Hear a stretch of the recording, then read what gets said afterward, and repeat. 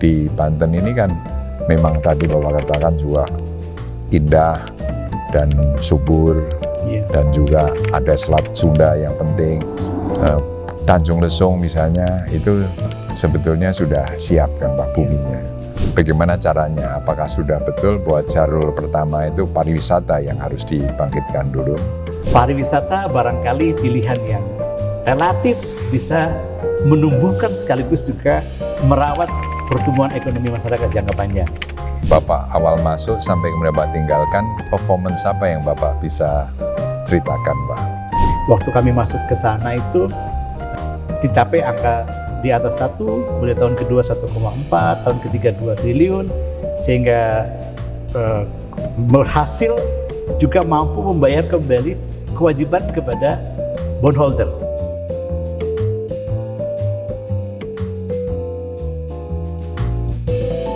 Selamat pagi pemirsa semua, selamat pagi Pak UU. Selamat pagi semua Pak Darmono.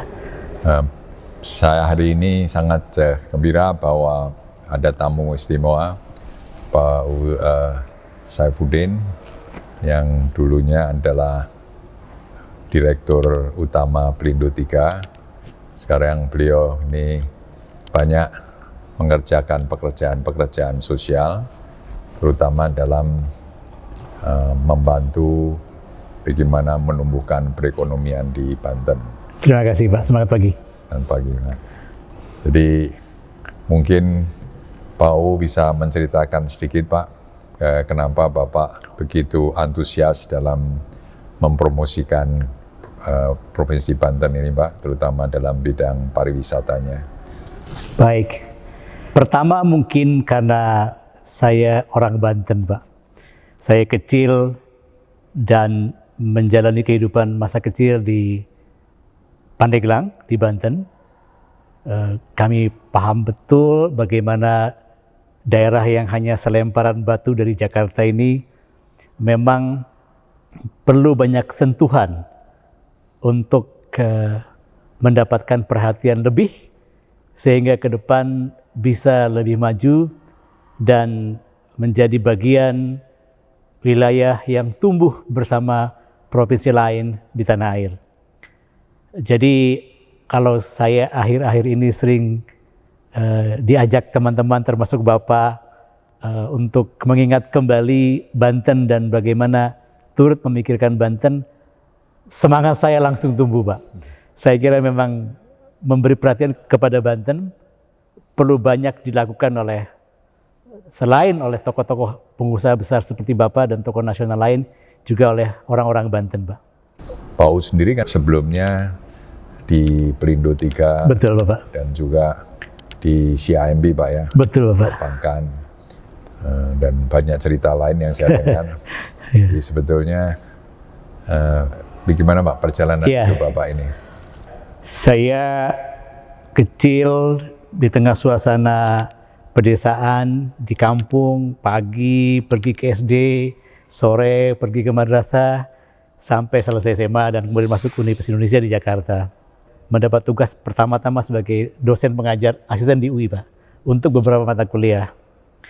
Dan pada saat yang sama, di dunia usaha swasta waktu itu saya mendapat tawaran untuk jadi konsultan di manajemen engineering, sebuah perusahaan konsultan yang berbasis di Amerika Serikat. Sehingga sebagai anak muda waktu itu selain saya mengajar juga saya bekerja bersama konsultan tersebut sampai posisi di project director untuk Pacific Rim. Nah, karena kawasan operasinya di Pacific Rim, saya sering traveling Pak ke berbagai negara termasuk Amerika, Australia, dan negara-negara lain di ASEAN dan berjumpa sejumlah tokoh Indonesia. Sehingga di perjalanan saya kemudian ditawari oleh tokoh-tokoh nasional kita untuk ayo dong, coba belajar bekerja untuk di perusahaan Indonesia. Kemudian saya masuk ke perbankan. Jadi selama 20 tahun setelah itu saya bekerja sebagai bankir Pak. Dunia keuangan, mulai dari Bank Duta, kemudian Bank Mandiri Syariah, kemudian Bank Muamalah sebagai director, kemudian CIMB, Niaga dan CIMB Group di Islamic Banking Division di Kuala Lumpur. Dan setelah 20 tahun di perbankan, saya mendapatkan undangan untuk turut serta bersama teman-teman yang terpanggil ke profesi pengabdian di Badan Usaha Milik Negara.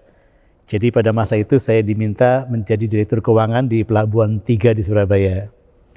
4 tahun di sana, kemudian ditarik ke Jakarta menjadi Direktur Utama di Jasa Tirta II yang menangani Citarum. Barangkali Bapak pernah ingat program Citarum Harum, membersihkan sungai Citarum dari hulu sampai ke hilir, dan juga membersihkan waduk Jatiluhur, mengoptimalkan aset PLTA Jatiluhur, dan memastikan agar wilayah pertanian di wilayah sungai Citarum dapat terus terairi dengan baik, dan diharapkan bahkan pada musim kemarau dapat panen berkali-kali. Jadi perjalanan itu cukup memberikan banyak pengalaman, sekaligus juga pembelajaran bahwa apapun yang ditugaskan kepada kita, kita harus jalani dengan sungguh-sungguh dan berikan yang terbaik, sebab peristiwa-peristiwa terbaiklah yang dikenang orang, bukan waktu lama atau sedikitnya kita menjalani pengabdian.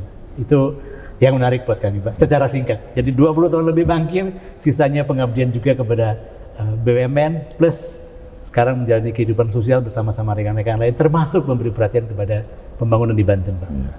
Jadi komitmen Bapak itu jelas ya, Pak, bahwa kalau memperoleh satu tugas harus diselesaikan sampai tuntas, Pak, ya. Persis, Pak.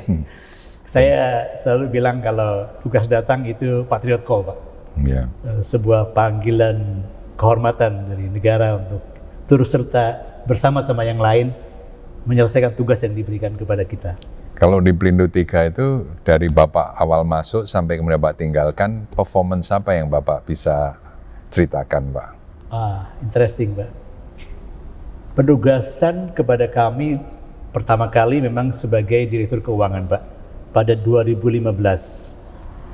Bapak juga barangkali kalau boleh merecall, sama-sama memahami bahwa pemerintah kita, Bapak Presiden sangat komit kepada upaya membangun konsep tol laut, di mana pelabuhan-pelabuhan besar yang ada di Indonesia terus diberikan perhatian dan dikembangkan, dan pelabuhan-pelabuhan kecil di wilayah-wilayah terdepan juga harus sama-sama dikembangkan.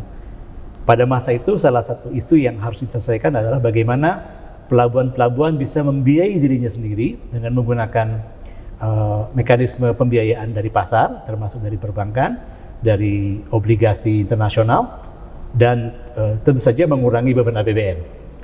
Nah, tugas kami waktu itu adalah mencari sumber-sumber pembiayaan sehingga pelabuhan-pelabuhan yang ada di kawasan kami, waktu itu di Pelabuhan 3 yang meliputi 7 provinsi, sekitar 44 pelabuhan, dibangun tanpa menggunakan APBN.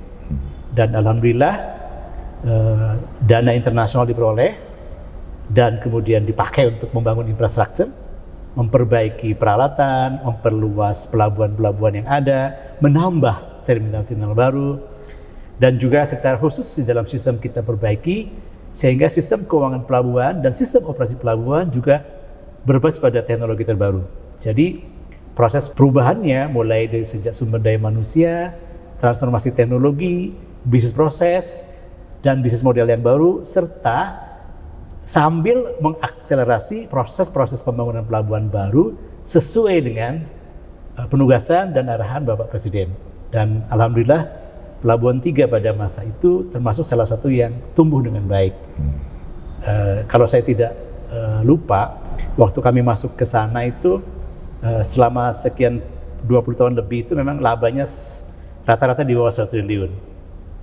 Dengan pembenahan IT, pembenahan bisnis proses, bisnis model, sumber daya manusia, dicapai angka di atas 1, kemudian tahun kedua 1,4, tahun ketiga 2 triliun, sehingga berhasil juga mampu membayar kembali kewajiban kepada bondholder. Jadi memang kalau kita berhasil meng-create revenue, kemudian profitabilitas, bondholder juga bahagia. Sehingga pelabuhan mampu membiayai dirinya sendiri dari pinjaman market, dalam hal ini obligasi internasional, dan mampu membayarnya tepat waktu tanpa bermasalah. Pada saat yang sama juga dividen kepada pemerintah setiap tahun selalu bertambah. Berapa besar bondnya waktu itu atau obligasi? Iya, bondnya tuh ada dua kelompok. Kelompok pertama hanya 500 juta dan memang itu sesuai dengan kondisi keuangan. Dolar Pak ya? Dolar. Ya, dolar, mata uang dolar. Kemudian bond kedua juga 500 juta. Jadi in total 1 miliar US dollar. Dengan demikian, proses pembangunan itu terakselerasi secara berkesinambungan dan perusahaan punya kemampuan untuk mengelola revenue yang baik sekaligus membayar semua kewajiban. Tentu saja harus menciptakan laba dengan harapan juga bisa menyumbang kepada dividen bagi APBN kita. Saya kira itu pengalaman yang menarik karena berhasil membuktikan bahwa pengelolaan keuangan yang baik di badan usaha milik negara selain menambah value bagi korporasinya juga bisa mempercepat pencapaian tujuan-tujuan pembangunan nasional yang ditetapkan oleh pemerintah. Oh, luar biasa Pak. Jadi dari 1 triliun keuntungan tahun pertama, Ya. Bapak masuk akhirnya bisa sampai 2 pada tahun ketiga. 2 di tahun ketiga. Jadi Pak, kalau Bapak melihat Banten Pak, sebetulnya apa yang bisa dikerjakan untuk menaikkan pertumbuhan ekonomi, mensejahterakan rakyat di sana sehingga timbullah kemakmuran di Provinsi Banten itu Pak? Iya, ada yang menarik Pak kalau saya memahaminya sebagai orang keuangan dan orang yang memahami lautan. Posisi Banten itu adalah posisi strategis karena berada pada satu selat utama, Alki, Selat Sunda. Selain 3 selat lain yang ada di Indonesia seperti Malaka, kemudian Selat Bali dan Lombok, serta Selat di Makassar di bagian utara, bagian timur. Sehingga menurut hemat kami memang potensi strategisnya cukup memberi ruang bagi pertumbuhan di masa depan. Yang kedua, alamnya itu memang cukup kaya, bervariasi dari mulai tumbuhan tradisional untuk makanan sampai untuk obat dan farmasi, semua tersedia di wilayah selatan. Kemudian juga sumber-sumber energi, ada emas, pertambangan di Cikotok, serta ada aset lain yang saya kira ke depan sangat potensial bagi kontribusi kemajuan Banten. Dan yang ketiga, sebetulnya secara kultural, watak masyarakat Banten itu sebetulnya orang yang cukup keras untuk bisa memajukan dirinya maupun masyarakatnya. Mentalitas champion Pak. Jawara itu sebetulnya bisa diubah ke dalam bentuk semangat membangun. Bushido kalau orang Jepang bilang. Kalau teman-teman di Jepang Bushido, saya kira mentalitas Jawara itu bisa diubah energinya menjadi lebih positif kepada menggerakkan sumber-sumber yang tersedia di masyarakat, baik seni, budaya, pangan, maupun sumber daya lain untuk menjadi bagian dari sumber pertumbuhan dan kemajuan Banten, Pak. Di sana juga banyak ilmuwan, banyak tokoh agama, bahkan secara sejarah tokoh-tokoh penting dunia akademis juga banyak lahir dari Banten. Nah, barangkali itu yang sangat menjanjikan dari Banten ke depan.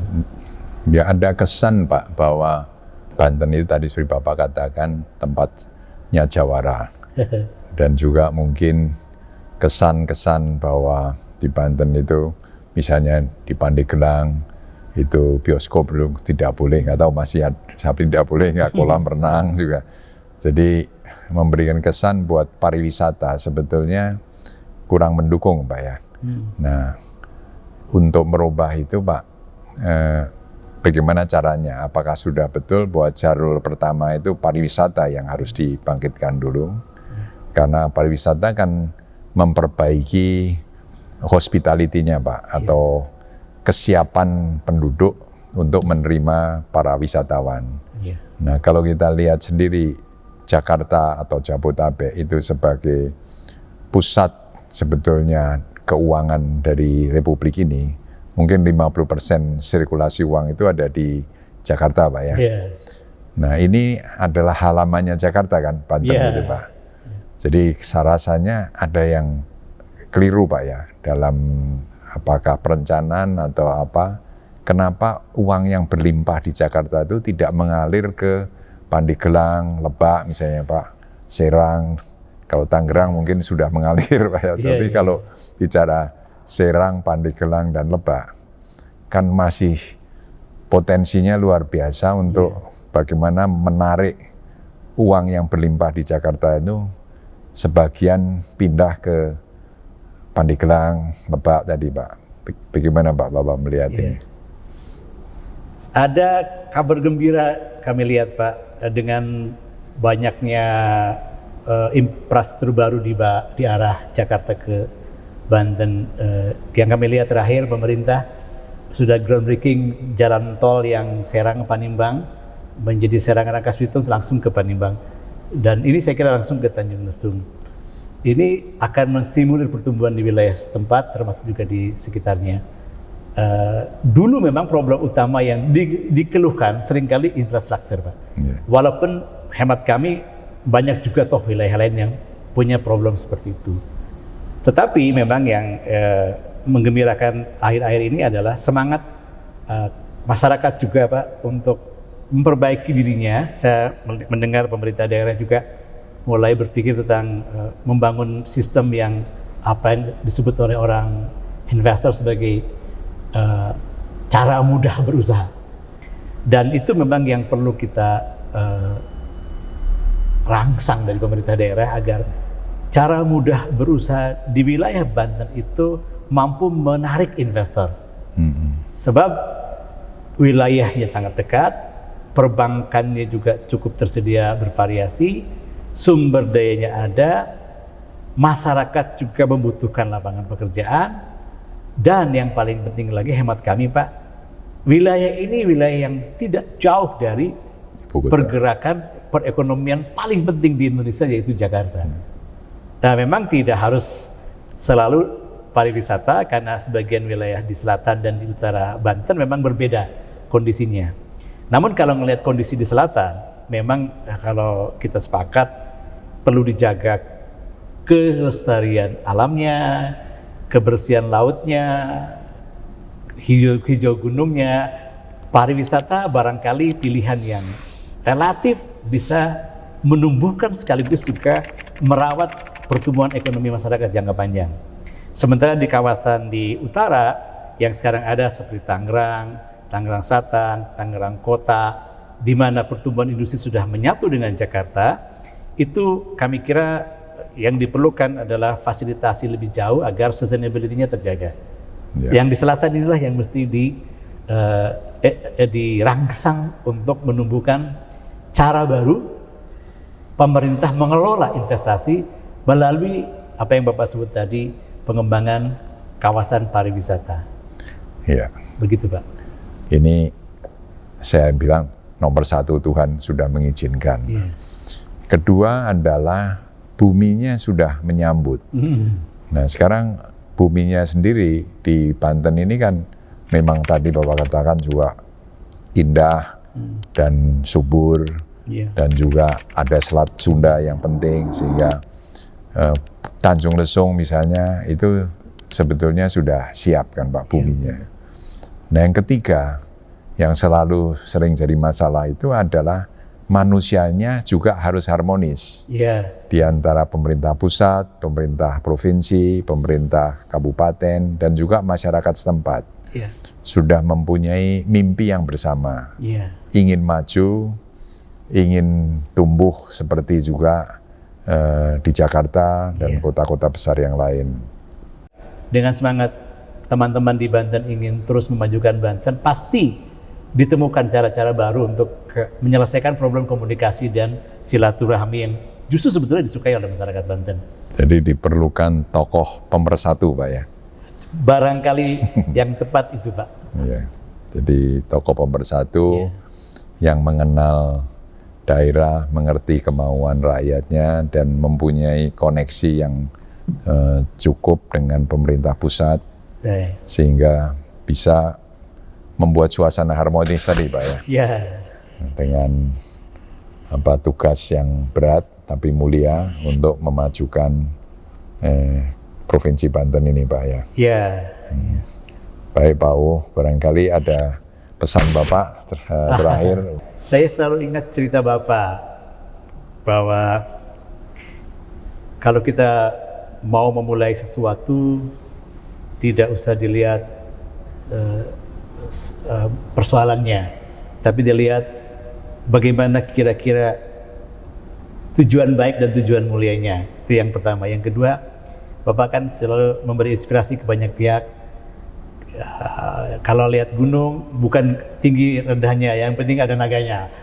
Kalau lihat sungai juga begitu, bukan sungai kecil atau besar, yang penting kata Bapak ada naganya. Nah, barangkali memang Banten ini adalah daerah yang sebetulnya tidak kecil dan juga banyak naga di sana.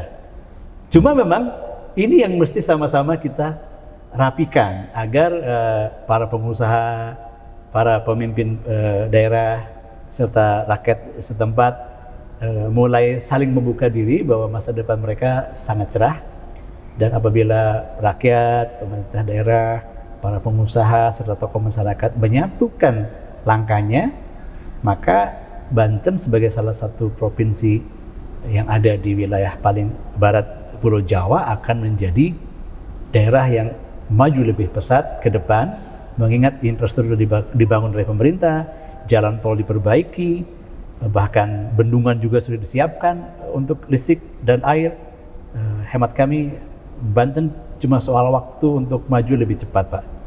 Dan dengan partisipasi perusahaan seperti Bapak di KAI Tanjung Lesung, orang akan melihat bahwa perusahaan sekelas Jababeka Group dan KAI Tanjung Lesung saja sudah banyak mengorbankan waktunya. Mengapa tidak bagi tokoh dan masyarakat Banten untuk serta bersama perusahaan-perusahaan seperti ini mempercepat kemajuannya, Pak. Demikian saya kira. Pak. Ya, kita berdoa bersama, Pak. Semoga cita-cita Bapak tadi bisa tercapai. Bagaimana seperti ungkapan sungai tidak usah dalam asal ada naganya, gunung tidak usah tinggi asal ada dewanya, baru bisa termasyur, Pak ya. Betul, Pak. Dan moga-moga kita dengan doa kita bersama, datanglah ini Pak, dewa dan naga yang bisa menyatukan provinsi di Banten agar menjadi provinsi yang kaya, rakyatnya makmur. Semoga Banten bisa lebih maju lagi dan menjadi daerah yang makmur dan sejahtera. Terima kasih.